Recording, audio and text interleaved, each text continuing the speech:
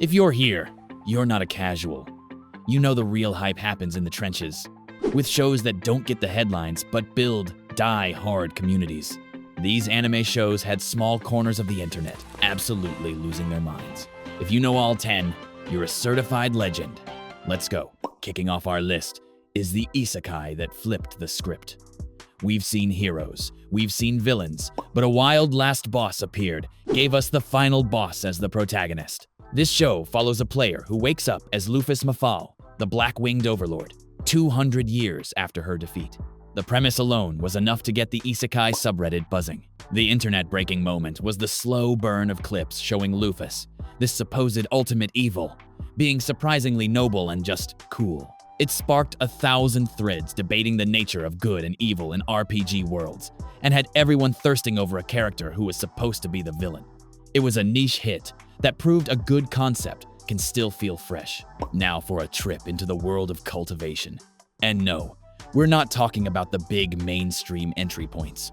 We're talking about the one the hardcore donghua fans were calling the best of the best in 2025, Renegade Immortal. While other shows focus on a slow, calculated climb to power, Renegade Immortal is all about speed, brutality, and the emotional toll of the journey. The forums for this show were a war zone of novel readers versus donghua onlys, debating the lightning-fast pacing. Its internet moment wasn't a single clip, but the constant high-level discourse from a community that lives and breathes cultivation stories. It was proof that a story about loss and loyalty, animated with top-tier, high-octane fights, can build a fiercely dedicated following. At number 8, we have a show for the night owls, the vibers, the ones who know that Hidive is hiding some absolute gems.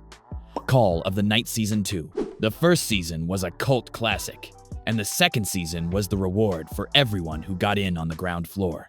The internet buzz around this show was less about massive explosions and more about the immaculate vibes and deepening character drama. The reveal of Anko's backstory sent the dedicated fanbase into an analytical frenzy. Every week, the subreddit was flooded with essays on the show's themes of loneliness and freedom.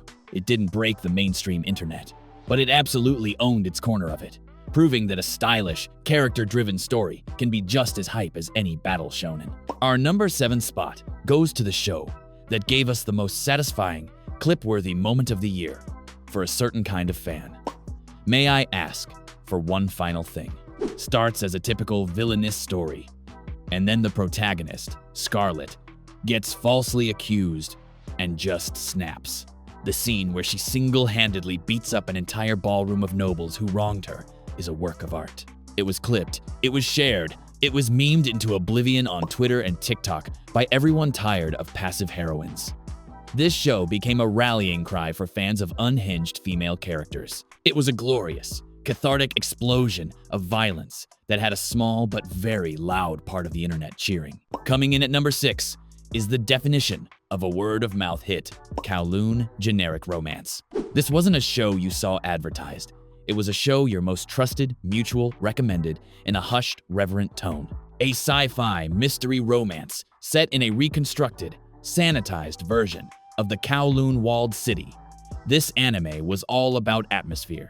The eerie, nostalgic, and slightly off-putting vibe had mystery forums in a chokehold. The internet-breaking aspect was the slow, creeping realization that this wasn't just a romance. It was a deeply unsettling psychological story. It was the hidden gem of the year, passed between fans like a secret. At the halfway point, we have a donghua that made a massive play for the global stage in 2025, Throne of Seal. This series has been a staple for donghua fans for a while, but the release of the theatrical film, The Legend of Electrolux, and its subsequent arrival on Crunchyroll was a major event. For the uninitiated, it was a fire hose of high fantasy, knightly order action. For the veterans, it was a glorious cinematic validation of their favorite show. The internet moment was seeing the wave of new fans discover this world, flooding forums with questions and theories, and bridging the gap between the dedicated donghua community and the broader anime fandom. At number 4, a show for the true animation nerds, the Sakuga fanatics, the ones who watch the credits. From Studio Mappa, Zenshu was a brilliant meta-commentary on the anime industry itself. The story of a genius animator who gets isekai'd into her own failed anime was a stroke of genius. The online discourse around this show was on another level, with fans and even industry insiders dissecting its satirical take on production committees, crunch culture, and creative passion. It was an ikic masterpiece that broke the fourth wall and the internet for everyone who loves the art of making anime as much as watching it. Coming in at number 3 is an original anime with a pedigree that had hardcore fans salivating from the moment it was announced.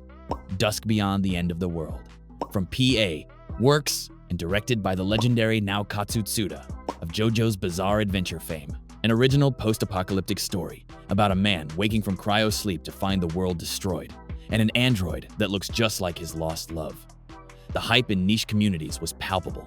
Every episode was a theory crafter's dream, with forums and Discord servers lighting up with speculation about the nature of the android, the fate of humanity, and the director's signature visual flair. This was the prestige, high-concept sci-fi hit of the year for those who were paying attention.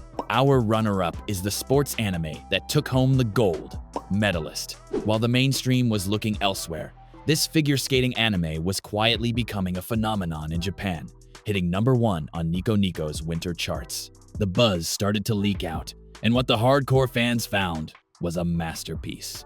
The animation was fluid and breathtaking. The story of an underdog and her coach was emotionally resonant, and the fact that real-life professional skaters were publicly praising the series gave it a level of authenticity that is almost unheard of. Its internet-breaking moment was the wave of Sakuga clips that went viral, showcasing the stunning skating choreography and converting sports anime skeptics into believers. It was a technical and emotional tour de force.